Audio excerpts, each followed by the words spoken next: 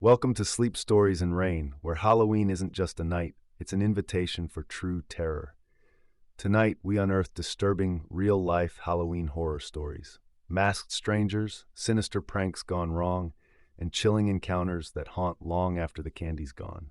Only 50% of you are subscribed, so if you crave true horror, hit that button and join our fearless community. Share your own Halloween nightmares in the comments, encounters that turned festive fun into unforgettable fear. Your stories inspire what we do. If you dare to face the darkest side of Halloween, you're in the perfect place. Dim the lights, lock your doors, and let's begin our first terrifying tale.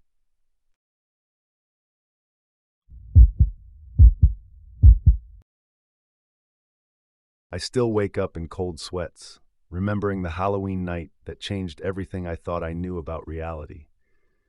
It was supposed to be just another evening of handing out candy, but what happened in my own home that night defies every rational explanation I've ever tried to give it. I had been living in the old Victorian house for 3 months when Halloween arrived. The previous owner, Mrs. Chen, had died peacefully in her sleep the winter before, and her family was eager to sell. The price was too good to pass up, even though the neighbors kept giving me these strange looks whenever I mentioned buying it. That Halloween evening started normally enough. I carved a pumpkin, bought way too much candy, and settled in to watch horror movies between trick-or-treaters.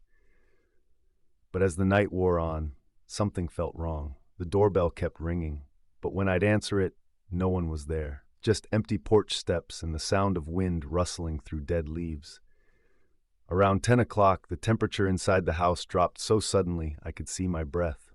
I checked the thermostat, but it still read 72 degrees. That's when I heard the first voice, a child's whisper coming from upstairs. "Help me find my way home." I grabbed a flashlight and climbed the creaking stairs, my heart hammering against my ribs. The upstairs hallway stretched longer than it should have, shadows dancing just beyond my light's reach. The whisper came again, this time from the master bedroom. "I can't find my mommy." I pushed open the bedroom door and nearly dropped the flashlight. A little girl stood by the window, maybe 7 years old, wearing a torn princess costume. Her blonde hair hung in matted clumps, and when she turned to look at me, I saw that half of her face was caved in, dark blood staining her pink dress. "The car hit me right outside," she said in that same whisper. "It was so dark, and I couldn't see. Will you help me cross the street?" I stumbled backward, but more voices began echoing through the house. An elderly man calling for his medication, a woman sobbing about her lost wedding ring, a teenager asking why nobody could hear him screaming.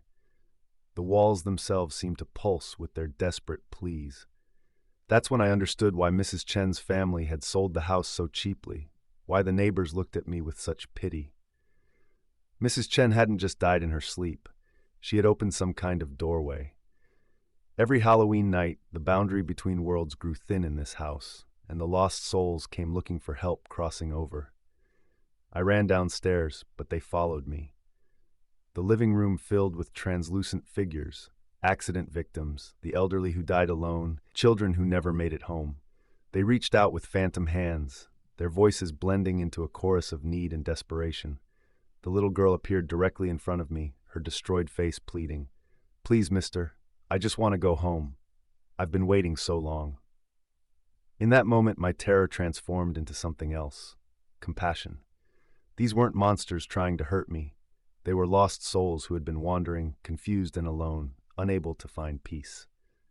Mrs. Chen must have been helping them cross over, and now that responsibility had somehow fallen to me. I spent the rest of that night listening to their stories, acknowledging their pain, and somehow, I still don't understand how, helping them find their way to whatever comes next.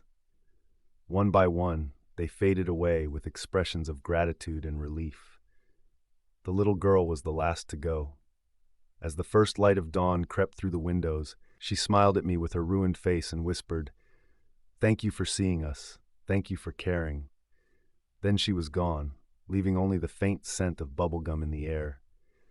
I've lived in the house for 5 years now, and every Halloween night, they return. Different souls each time, but always the lost ones, the confused ones, the ones who died before they were ready. I've become their guide, their final helper before they move on to whatever awaits beyond.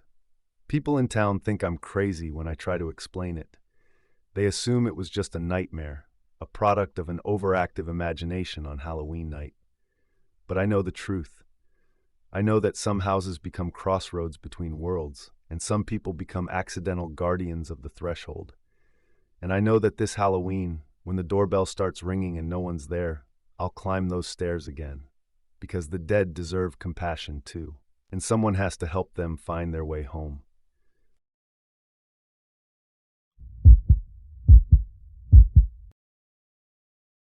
I never believed those stories people shared online about Halloween night until I lived through one myself. 3 years ago, I was working the night shift as a security guard at Riverside Memorial Hospital, and what happened that October 31st still makes my hands shake when I think about it.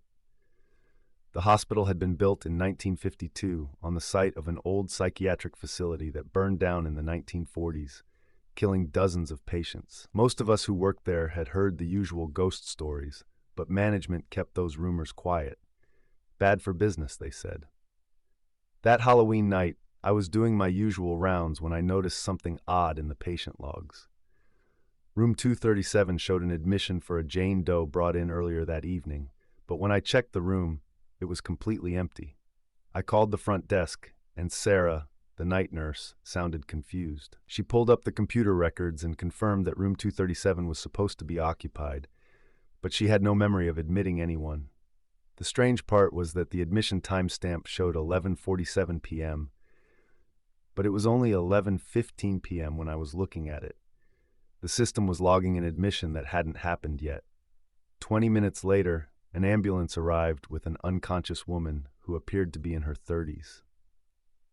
She had long black hair matted with blood, pale skin that looked almost gray under the fluorescent lights, and was wearing a torn white nightgown. The paramedics said they found her wandering Highway 9, the same road that ran past the old psychiatric facility. When they brought her in, Sarah assigned her to room 237 without even thinking about it. I stayed close to that wing for the rest of my shift, checking on the woman every hour. Each time I looked through the door window, she was lying perfectly still, staring at the ceiling with these dark, hollow eyes. She never blinked. Not once. Around 3 a.m., I heard singing coming from her room. It was a children's lullaby, but the voice was wrong somehow, like it was being played backward or underwater.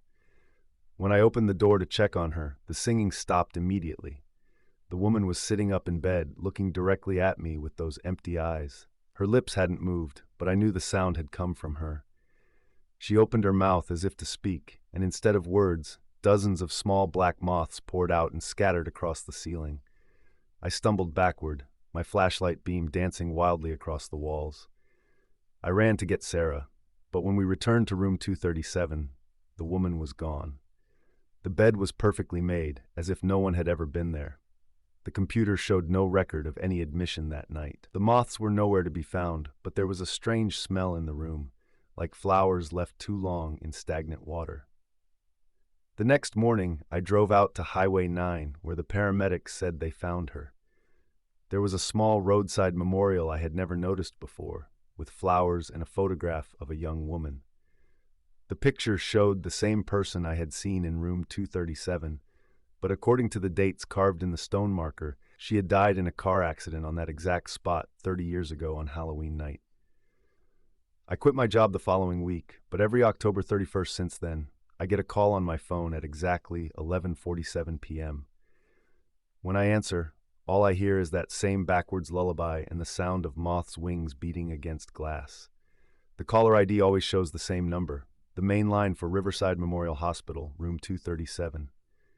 Last Halloween, I decided not to answer the phone. Instead, I unplugged it and went to bed early. But at 11:47 p.m., I woke up to that familiar singing coming from my kitchen. When I went to investigate, every cabinet door was hanging open, and there were small black moths covering my refrigerator. On my kitchen table, someone had left a hospital bracelet with my name on it and tomorrow's date. I'm writing this story now because tomorrow is Halloween again, and I know she's coming for me. I can already smell those rotting flowers, and I found the first moth in my bathroom this morning. If you're reading this and I'm not around to tell you what happened, just remember, some doors should never be opened, and some patients should never be admitted. The worst part is, I finally understand why the computer logged her admission before she arrived. Time doesn't work the same way for the dead. They exist in all moments at once, past and future bleeding together like watercolors in the rain. She was always going to come to room 237 that night, just like she's always going to come for me.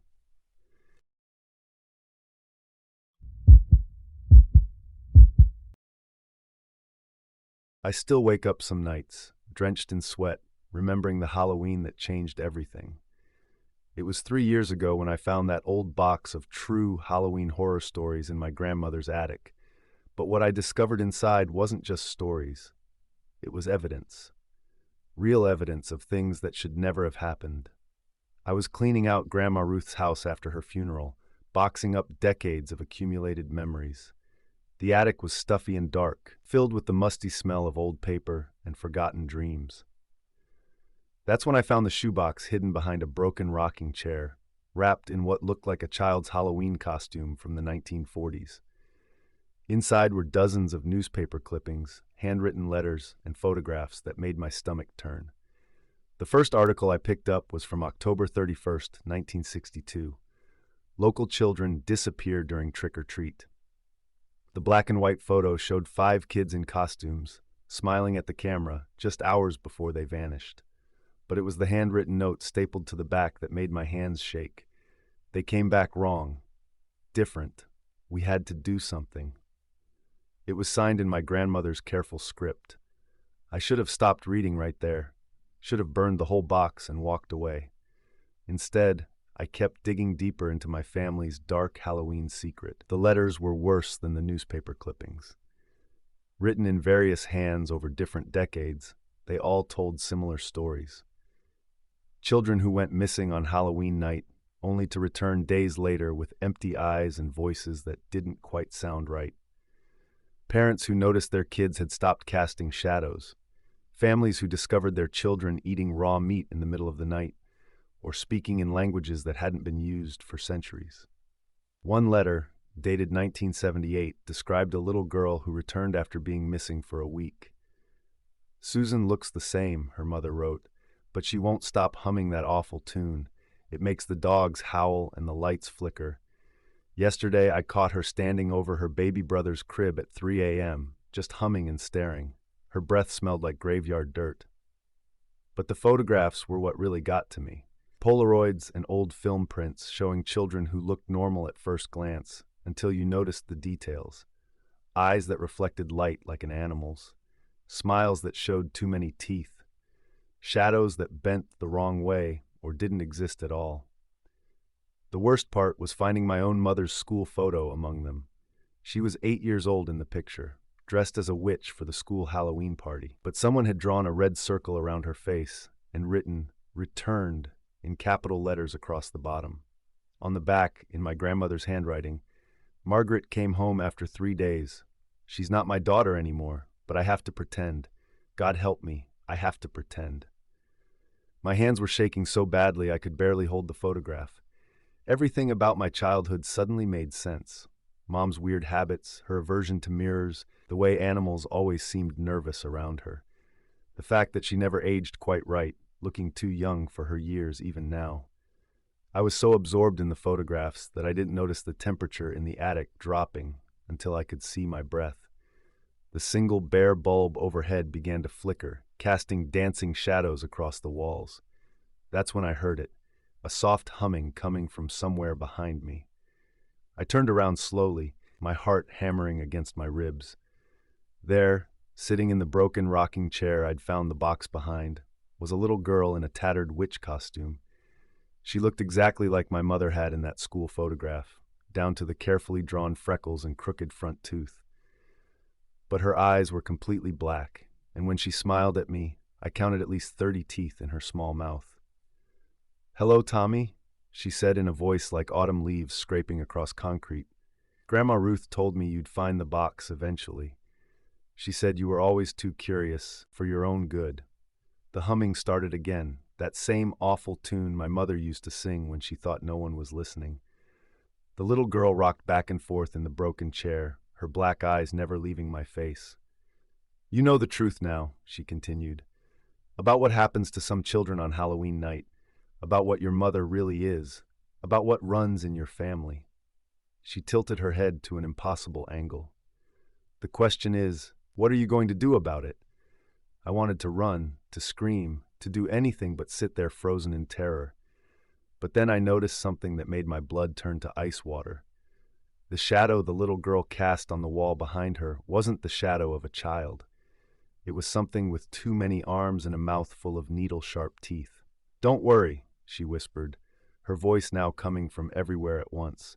"Halloween's coming again soon, and this year you get to choose. Join us willingly, or wait for us to come and take you like we took all the others." The bulb overhead exploded in a shower of sparks, plunging the attic into darkness. When I finally managed to find my phone's flashlight and turn it on, the little girl was gone. But the box of evidence remained, along with one new addition: a photograph of me, taken sometime in the last few minutes, with a red circle drawn around my face and "Next" written across the bottom. I burned the whole box that night, but it didn't matter. The damage was done. I know the truth now, and the truth knows me. Halloween is coming again in 2 weeks, and I can already hear them humming.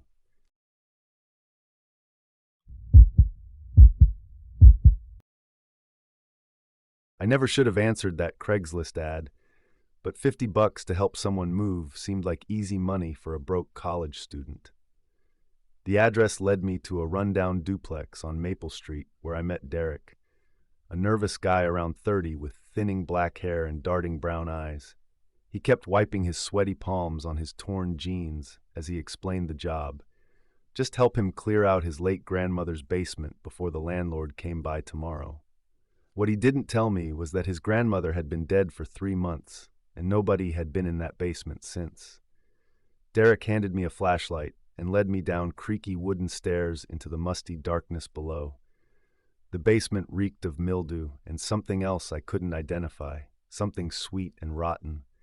Cardboard boxes lined the concrete walls, and an old furnace hulked in the corner like a sleeping monster. Derek seemed jumpy, constantly looking over his shoulder as we started hauling boxes upstairs. When I asked him what was wrong, he just muttered something about his grandmother being particular about her things. After an hour of moving dusty boxes filled with old clothes and books, Derek pointed to a heavy wooden chest pushed against the far wall.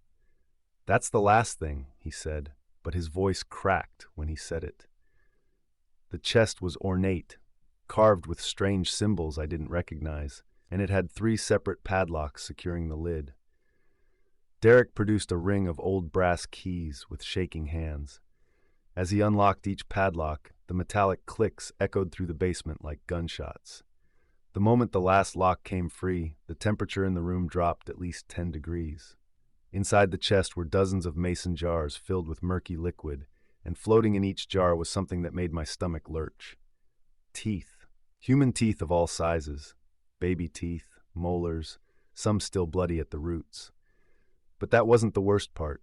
Tucked between the jars were Polaroid photographs of children, all smiling, all missing the same teeth that floated in the corresponding jars. Derek saw my horrified expression and started babbling about how his grandmother was a tooth fairy for the neighborhood kids, how she collected them for good luck. But his story fell apart when I noticed the dates on the photos. Some were from just last year. I backed away from the chest, my flashlight beam dancing wildly across the walls, and that's when I saw them.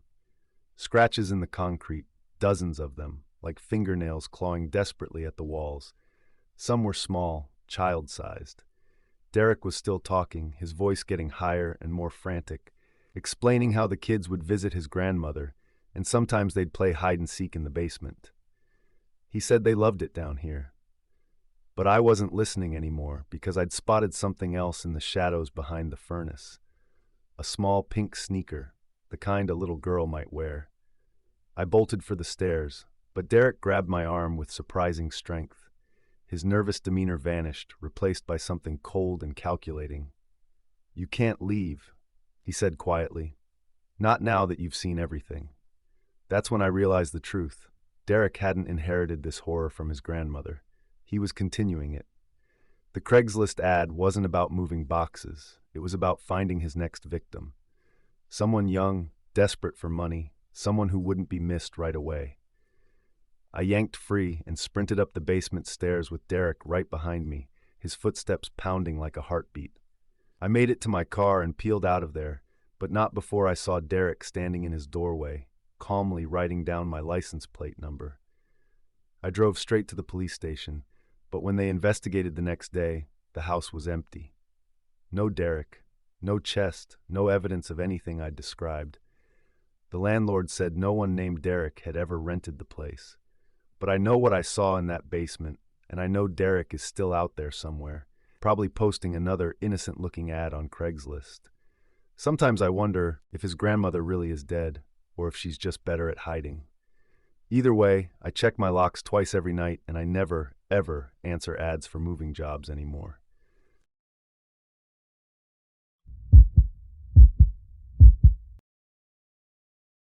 I never believed those stories people shared online about Halloween nights gone wrong until I lived through one myself. It was October 31st, 2019, and I was working the late shift at Channel 7 News when the first call came in about the Riverside Elementary incident. What started as a routine story assignment became the most terrifying night of my life, and I still wake up in cold sweats thinking about what I witnessed in that school. The assignment seemed simple enough. Parents had called in reports about strange sounds coming from the abandoned elementary school during trick-or-treat hours. Kids were too scared to walk past it, and some claimed they saw figures moving in the windows. My editor, Sarah, thought it would make a perfect Halloween human interest piece. I grabbed my camera equipment and headed out, expecting to debunk some overactive imaginations and maybe catch a few teenagers pulling pranks. Riverside Elementary had been closed for 3 years after a tragic fire in the cafeteria killed 2 students and a teacher. The building stood like a rotting tooth in the neighborhood, its broken windows staring out at the houses where families were handing out candy to costumed children. When I arrived around 9 p.m., the trick-or-treaters had mostly gone home, leaving the streets eerily quiet. I parked across from the school and immediately noticed something odd. Every streetlight on the block was working except the ones directly in front of the building. The school sat in a pool of darkness while jack-o'-lanterns flickered on nearby porches. I checked my camera battery and stepped out into the crisp autumn air. That's when I heard children's laughter echoing from inside the building. Not the distant sound of kids playing in nearby yards, but clear, distinct giggles coming from within those dark walls. My journalistic instincts kicked in, overriding the chill that ran down my spine. I had to investigate. The front doors were chained shut, but I found a side entrance where someone had pried off the plywood covering. The metal door creaked open at my touch, revealing a hallway that stretched into complete blackness. I flicked on my camera's LED light and stepped inside. The air smelled wrong, not just musty and abandoned, but sweet and cloying, like cotton candy mixed with something rotten. Children's artwork still hung on the walls, faded and curling at the edges.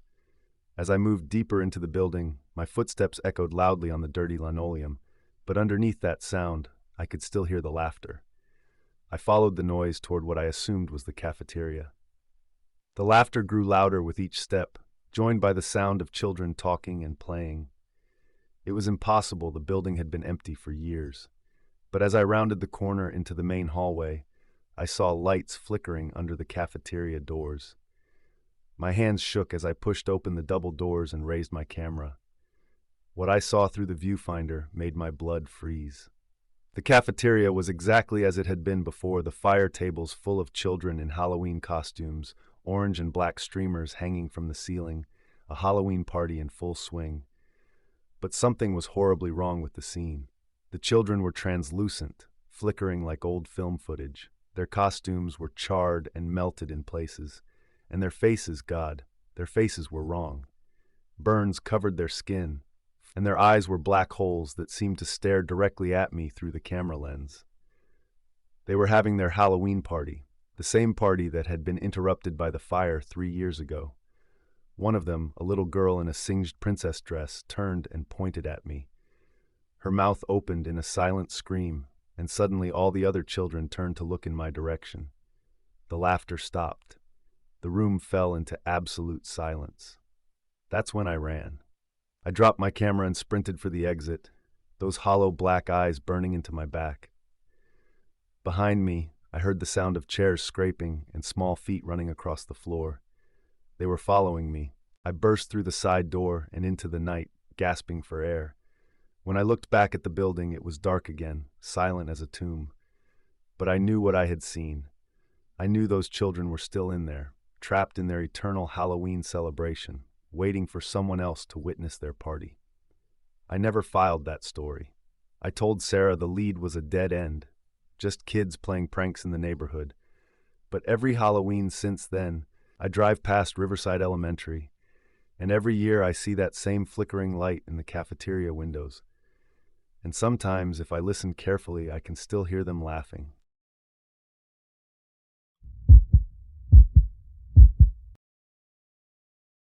I still wake up in cold sweats thinking about what happened on Halloween night 3 years ago. You hear stories, right? Urban legends, creepypastas, stuff people make up to scare each other. But sometimes those stories are real, and sometimes you become part of one. I was working the night shift at Mercy General Hospital. Halloween is always crazy in the ER. Overdoses, accidents, people doing stupid things. But this was different. Around 2 a.m., the ambulances stopped coming. The phones went quiet. Even the usual homeless folks who camped out in our waiting room had vanished. That's when she walked in. The woman looked maybe 30, with stringy black hair hanging over her face like curtains. Her hospital gown was yellowed and torn, and her bare feet left wet prints on our linoleum floor. What struck me most were her eyes, completely white, like cataracts had consumed them. "I need to see Dr. Morrison," she said in a voice like grinding glass. Dr. Morrison had been dead for 15 years. I knew because his portrait hung in our memorial hallway. He died in a car accident on Halloween night, 2008.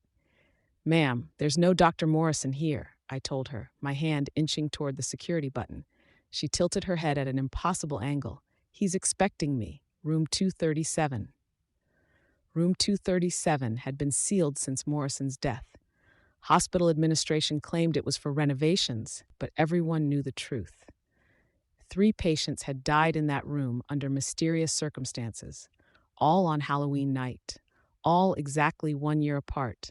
The woman turned and walked toward the elevator. I should have called security, should have stopped her. Instead, I followed. The elevator doors opened before she pressed the button. We rode up in silence, and I watched those wet footprints appear on the elevator floor even though she wasn't moving. The air grew colder with each floor. When we reached the second floor, the doors opened to reveal a hallway I'd never seen before. The walls were painted institutional green instead of our usual blue. Ancient fluorescent lights flickered overhead, casting sickly shadows. This wasn't the second floor I knew. The woman glided down the hall, and I noticed other figures in hospital gowns emerging from rooms. Patients with gray skin and vacant stares, some missing limbs, others with surgical scars that hadn't healed properly. They all watched us pass with hollow eyes. Room 237 stood at the end of the hall. The door was slightly ajar, yellow light spilling out. The woman pushed it open and stepped inside. I peered through the crack and saw Dr. Morrison sitting behind a desk. He looked exactly like his portrait, except for the gaping wound across his forehead where the windshield had killed him. He was writing in a chart with hands that moved too stiffly. "You're late," he said without looking up. The woman sat in the chair across from him. "The living world moves slowly, doctor." "Your test results came back," Morrison continued, flipping through pages that looked burnt around the edges. "The procedure was successful. You'll be ready for discharge soon." "How long do I have?" "Until sunrise. Then you return to us." That's when Morrison looked up and stared directly at me through the crack in the door. His eyes were empty sockets, but somehow I knew he could see me. "Nurse Rodriguez," he said, and my blood turned to ice. How did he know my name? "Please prepare the discharge papers. Our patient has somewhere to be." I ran. sprinted down that impossible hallway while the other patients reached out with rotting fingers. The elevator doors closed just as skeletal hands grabbed for me. When they opened again, I was back on the first floor, our normal first floor with blue walls and working lights. I called security, told them about an intruder. They found nothing, no wet footprints, no woman in a hospital gown. When we checked the second floor, room 237 was still sealed, covered in dust and cobwebs. But that wasn't the end. The next morning, the news reported a tragic accident. A young mother named Sarah Chen had been killed in a hit and run while trick-or-treating with her children. The driver fled the scene. Sarah had been pronounced dead at 2:47 a.m., exactly when the woman had walked into our hospital. I kept the newspaper clipping. Sarah Chen looked identical to the woman I'd seen, except for her eyes. In the photo, Sarah's eyes were warm and brown, full of life. Every Halloween since, I take vacation days. I've tried working at other hospitals, but it doesn't matter. At 2 a.m. on Halloween night, wherever I am, I smell that antiseptic hospital smell mixed with something rotten. I hear the ding of elevator doors opening. And sometimes, in my peripheral vision, I catch glimpses of wet footprints appearing on whatever floor I'm standing on. Dr. Morrison is still seeing patients, and I think my appointment is coming soon.